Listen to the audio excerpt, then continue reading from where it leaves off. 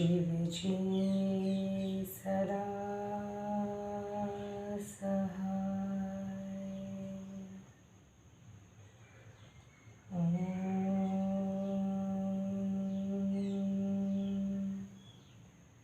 नमः शिवाय। गुरुजी सदा सहाय।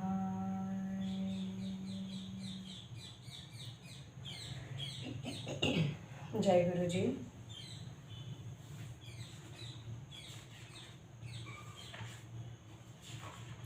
अथः श्रीवामनपुराणं तृतीयोऽध्यायः। पुलत्स्यजी उवाच। तथा करतले रुद्र कपाले दारुणे स्थिते संतापमगदं ब्रह्मं चिन्तया व्याकुलेन्द्रियः। तथा समागता रौद्र नीलाञ्जनचयप्रभा सरन्तं मूर्धजा भीमा ब्रह्महत्या हरान्तिकं। तमागतां हरोद्वष्टा पप्रच्छ विकरालिनीं। कासी त्वमागता रौद्रे केनाप्यर्थेन तद्दद। कपालिनमथोवाच ब्रह्महत्या सुदारुणा। ब्रह्मवध्यास्मि स्मं प्राप्ता मां प्रतीच्छ तिलोचन। इत्येवमुक्त्वा वचनं ब्रह्महत्या विवेशः। त्रिशूलपाणिनं रुद्रं सम्प्रतापितविग्रहं। ब्रह्महत्या विभूतच्छ शर्वो बदरिकाश्रमम्। आगच्छन्न ददर्शाथ नरनारायणावृषि। अद्वष्ट्वा धर्मतनयो चिन्ताशोकसमन्वितः।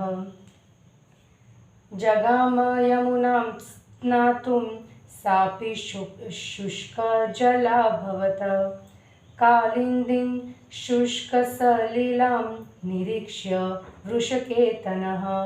प्लक्षञ्जां स्नातुमदतन्द्वार्णं च सा गता। ततोऽनु पुष्कराण्यं मा गधारण्यमेव च सैन्ध्यवारण्यमेवासो गत्वा स्नातो यथेच्छया। तथैव नैमिषारण्यं धर्मारण्यं तथेश्वरः। स्नातो नैव च सा रौद्रब्रह्म हत्या व्यमोक्ष सरितु तीर्थेषु पुण्येषु देवायतनेषु शर्वः। समायुतो योगयुतोऽपि पापा।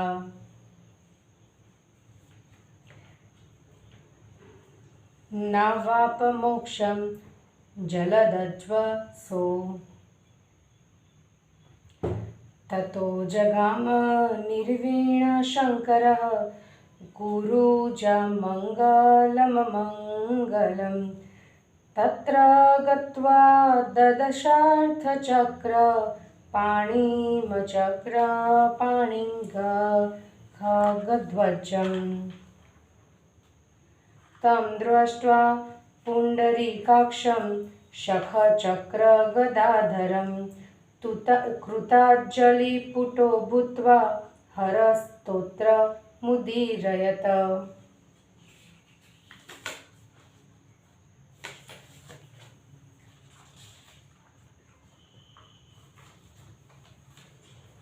नमस्ते देवतानाथ नमस्ते गुरुध्वज। शङ्खचक्रगदापाणे वासुदेव नमोऽस्तुते। नमस्ते निर्गुणानन्त अप्रतक्कर्याय वेदसे। ज्ञानाज्ञान निरालम्ब सर्वालम्ब नमोऽस्तुते। रजोयुक्त नमस्तेस्तु ब्रह्ममूर्ते सनातन। त्वया सर्वमिदं नाथ जगत्सृष्टं चराचरम्। सत्त्वाधिष्ठितलोकेश विष्णुमूर्ते अधोक्षज प्रजापाल महाबाहो जनार्दन नमोऽस्तु ते तमोमूर्ते अहं हेश त्वदं शङ्क्रोद सम्भवः गुणाभियुक्तदेवेश सर्वव्यापिन नमोऽस्तु ते भूरियं त्वं जगन्नाथ जलाम्बर हुताशनः वायुर्बुद्धिर्मनश्वापि शर्वरी त्वं नमोऽस्तु ते धर्मो यज्ञस्तपः सत्यं हिंसा शौचमार्जवं क्षमादानं दया लक्ष्मीर्ब्रह्मचर्य त्वमीश्वरः त्वं सांगश्वतुरो वेदास्तवं वेदो वेदपार्ग उपवेदा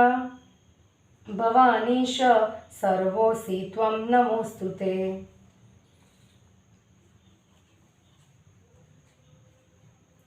नमो नमस्ते च्युतचक्रपाणे नमोऽस्तु ते माधवमीनमूर्ते लोके भवान् कारुणिको मतो मे त्रायस्व मां केशवपापबन्धात् मम शुभं नाशय विग्रहस्यं यद् ब्रह्महत्याभिभं बभूव दग्धोऽस्मि नष्टोऽस्मयः समीक्षकारी पुनीः तीर्थोऽसि नमो नमस्ते पुलस्य उवाच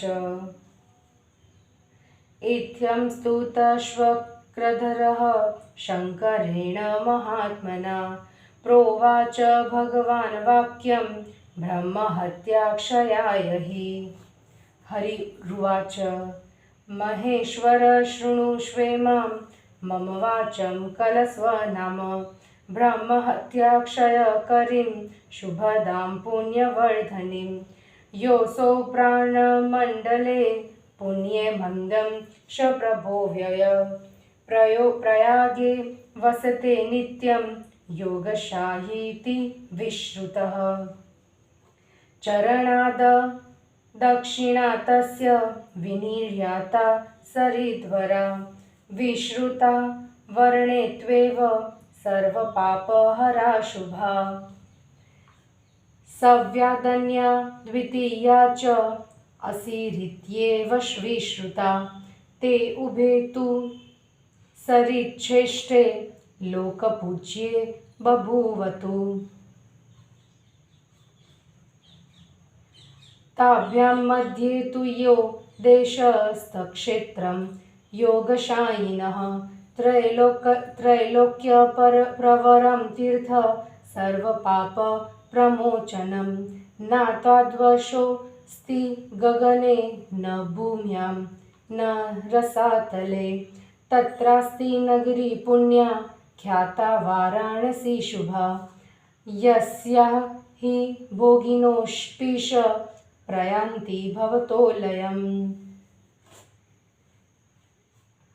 विलासिनीनां रशनास्वनेन श्रुतिस्वनैर्ब्रह्मणपुङ्गवानं शुचिस्वरत्वं गुर्वो निशम्य हास्यादशांसन्तमुहुर्मुहुस्तान्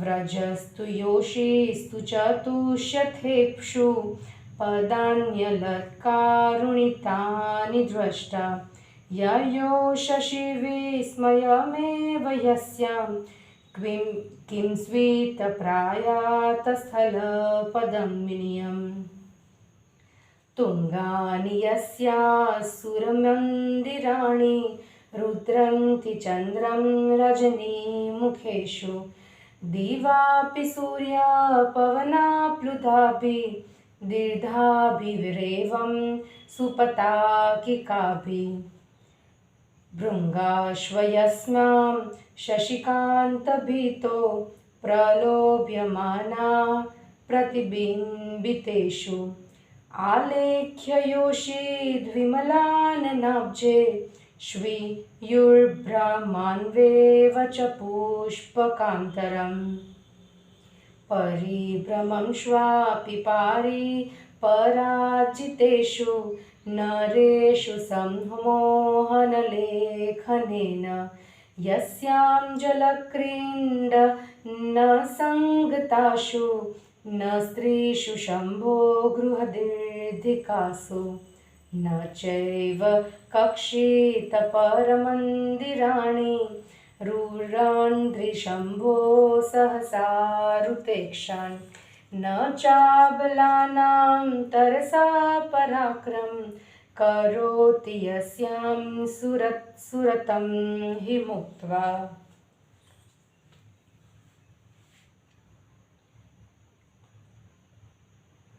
पाशग्रन्थिर्गजेन्द्राणां दानच्छेदो मदच्युतो यस्यां मानमदो पुसां करीणां यौवनागमे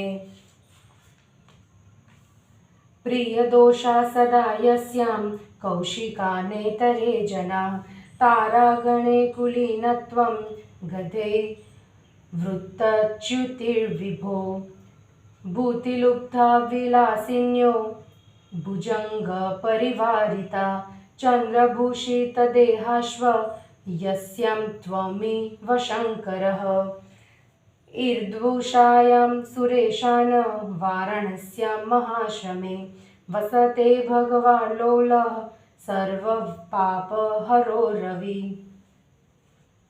दशाश्वमेघं यत्प्रोक्तं मदंशो यत्र केशवः तत्र गत्वा सुरश्रेष्ठ पापमोक्षमवाप्स्यसि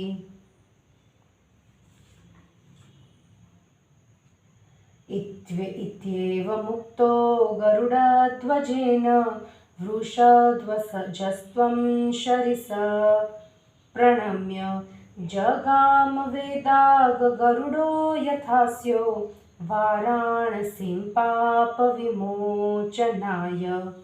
गत्वा सुपुण्यां नगरीं सुतिष्ठ द्रष्टा च लोलं सदशाश्वमेघम्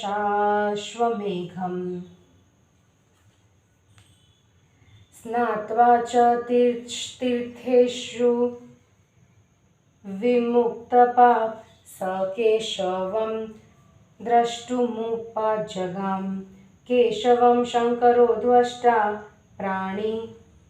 प्रणिपत्येदमब्रवीत् त्वत्प्रसाददृषिकेश ब्रह्महत्या क्षयं गता नेदं कपालं देवेश मदस्तं परिमुच्यते कारं वेधि न च दत्ते तन्मे वक्तुर्महर्षि पुलत्स्य उवाच महादेव वचः श्रुत्वा केशवो वाक्यमब्रवीत् विद्यते कारणं रुद्र तत्सर्वकथयामि ते योऽसौ ममाग्रतो दिव्यो हृदः पद्मोत्पलैर्युत एष तीर्थवरः पुण्यो देवगन्धर्वपूजितः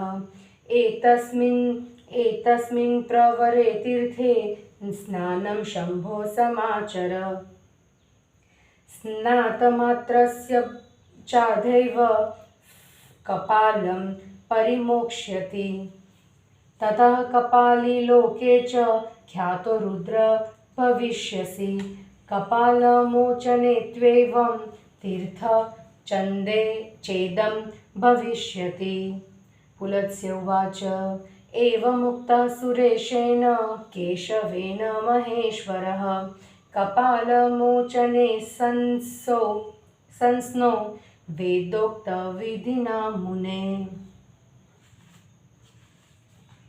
स्नातस्य तीर्थे त्रिपुरान्तकस्य परिच्युतं हस्ततलात् कपालं नाम्ना बभूवाथ कपालान्मोचनं तत्तीर्थवर्य भगवत्प्रसादत। हिंदी अनुवाद।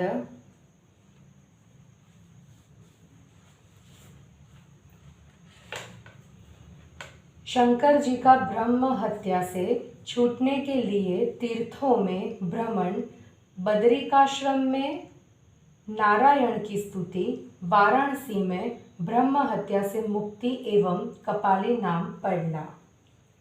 पुलत्स्य जी बोले, नारद जी, तत्पश्चात शिव जी को अपने करतल में भयंकर कपाल के सट जाने से बड़ी चिंता हुई। उनकी इंद्रियां व्याकुल हो गई। उन्हें बड़ा संताप हुआ। उसके बाद काली खग के समान नीले रंग की रक्त वर्ण के केश वाली भयंकर ब्रह्म हत्या शंकर के निकट आई।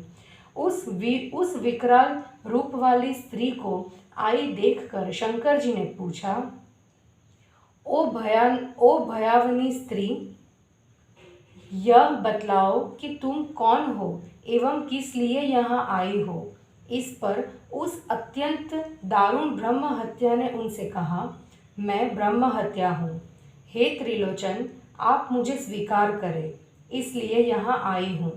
ऐसा कहकर ब्रह्म हत्या संताप से जलते शरीर वाले त्रिशूल पाणी शिव के शरीर में समा गई। ब्रह्म हत्या से अभिभूत होकर श्री शंकर बद्रिकाश्रम में आए, किंतु वहाँ नर एवं नारायण ऋषियों के उन्हें दर्शन नहीं हुए। धर्म के उन दोनों पुत्रों को वहाँ न देखकर वे चिंता और शोक से युक्त हो यमुना जी में स्नान करने गए, परंतु उसका जल भी सूख गया। यमुना जी को निर्जल देखकर भगवान शंकर सरस्वती में स्नान करने गए, किंतु वह भी लुप्त हो गया। फिर पुष्कराण्य, मागधारण्य और सैंध्यवारण्य में जाकर उन्होंने बहुत समय तक स्नान किया। उसी प्रकार वे नैमिषारण्य तथा सिद्धपुर में भी गए और स्नान किए, फिर भी उस भयंकर ब्रह्म हत्या ने उन्हें नहीं छोड़ा। जिमुत केतु शंकर ने अनेक नदियों, तीर्थों, आश्रमों एवं पवित्र देवायतनों की यात्रा करी, पर योगी होने पर भी वे पाप से मुक्त न प्राप्त कर सके। तत्पश्चात के खिन्न होकर कुरुक्षेत्र गए। वहां जाकर उन्होंने गरुड़ ध्वज चक्रपाणि यानी कि विष्णु को देखा और उन शंख चक्र गदाधारी पुंडरीकाक्ष मतलब श्री नारायण का दर्शन कर वे हाथ जोड़कर स्तुति करने लगे।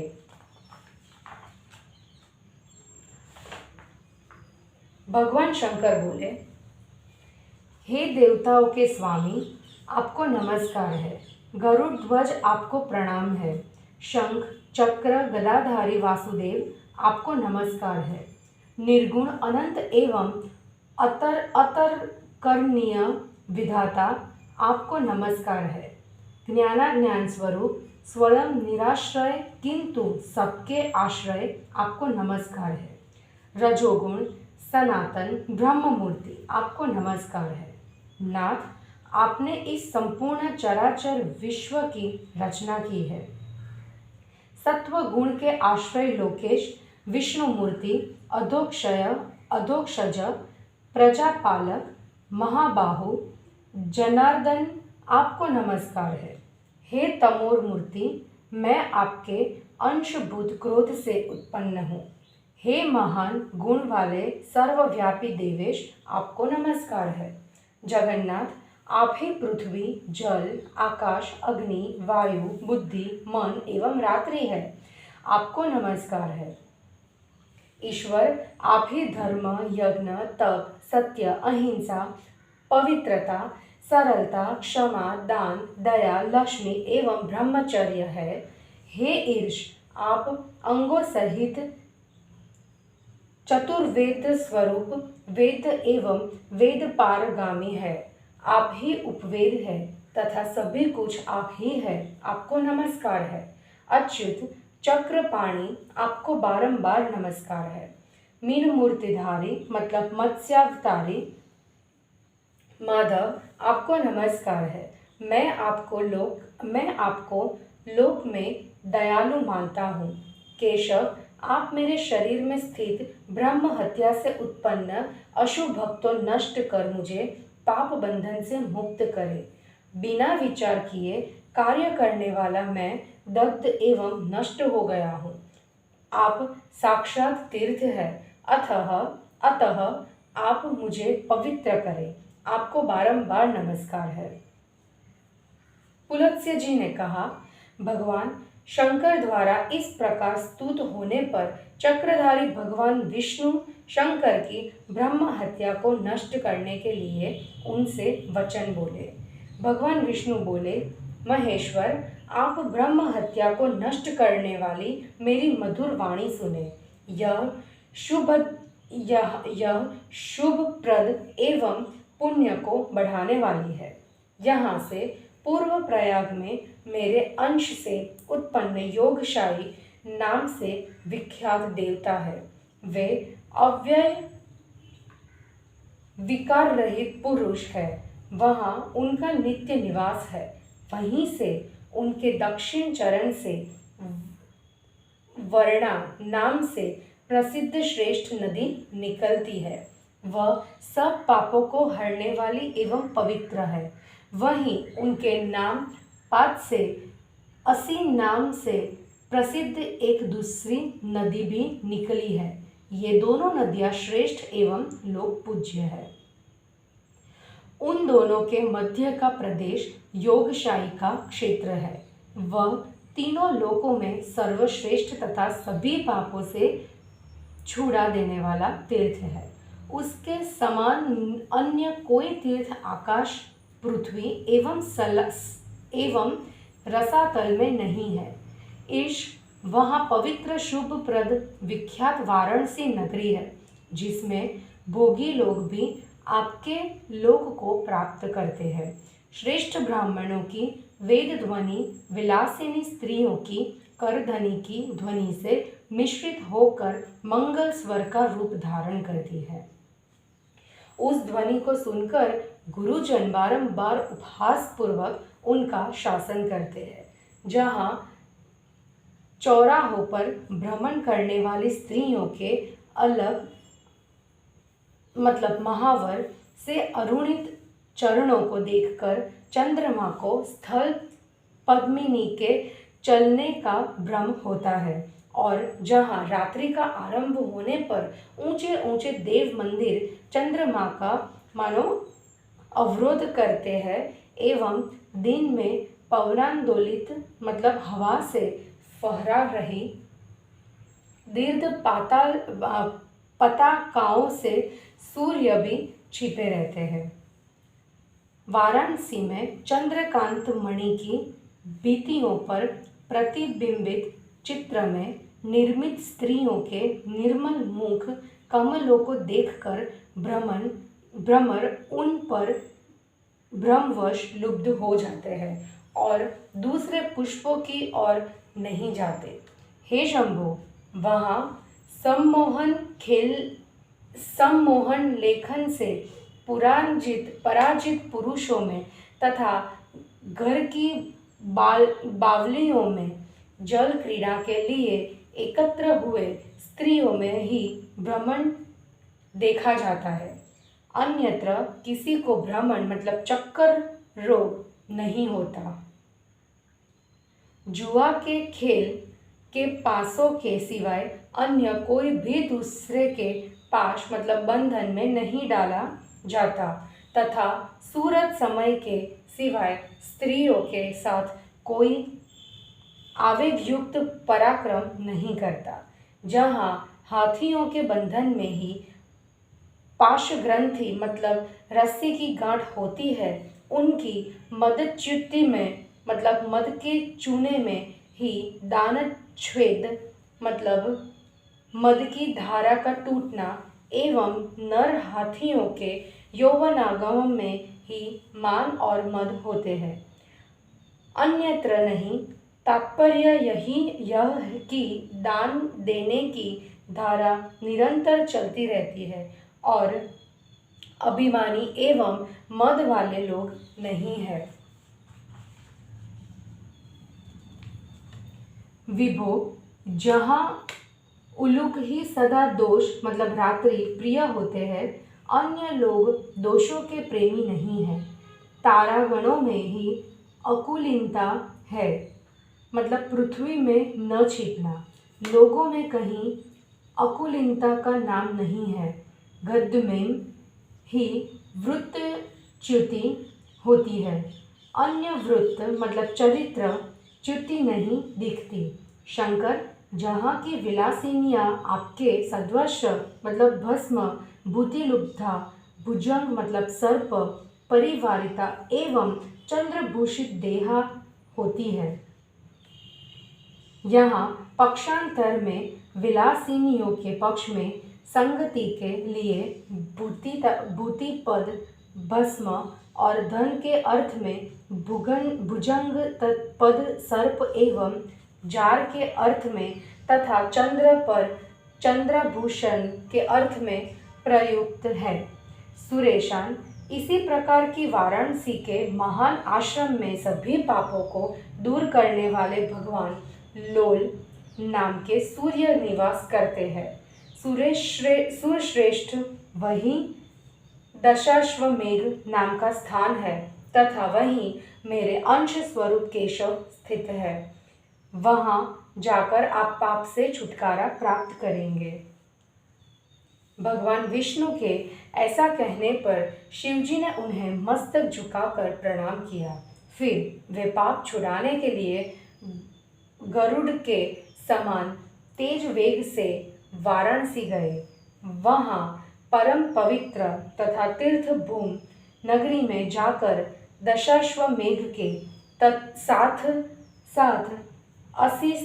उसी स्थान में स्थित भगवान लोलार्क का दर्शन किया तथा वहाँ के तीर्थों में स्नान कर और पाप मुक्त होकर वे वरुणा संगम पर केशव का दर्शन करने गए। उन्होंने केशव का दर्शन करके प्रणाम कर कहा, ऋषिकेश, आपके प्रसाद से ब्रह्म हत्या तो नष्ट हो गई, पर देवेश, यह कपाल मेरे हाथ को नहीं छोड़ रहा है। इसका कारण मैं नहीं जानता, आप ही मुझे यह बतला सकते हैं। पुलत्स्य जी बोले, महादेव का वचन सुनकर केशव ने यह वाक्य कहा, रुद्र, इसके मस्तक कारणों को मैं तुम्हें बतलाता हूँ।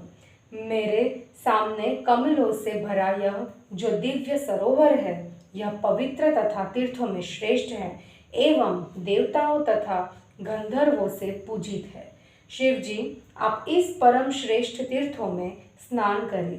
स्नान करने मात्र से आज ही यह कपाल मतलब आपके हाथ को छोड़ देगा। इससे रुद्र संसार में आप कपाली नाम से प्रसिद्ध होंगे तथा यह तीर्थ भी कपाल मोचन नाम से प्रसिद्ध होगा। पुलत्स्य जी बोले, मुने, सुरेश्वर केशव के ऐसा कहने पर महेश्वर ने कपाल मोचन तीर्थ में वेदोक्त विधि से स्नान किया। उस तीर्थ में स्नान करते ही उनके हाथ से ब्रह्म कपाल गिर गया। तभी से भगवान की कृपा से उस उत्तम तीर्थ का नाम कपाल मोचन पड़ा। इस प्रकार श्री वामन पुराण में 3रा अध्याय समाप्त हुआ। जय गुरु जी।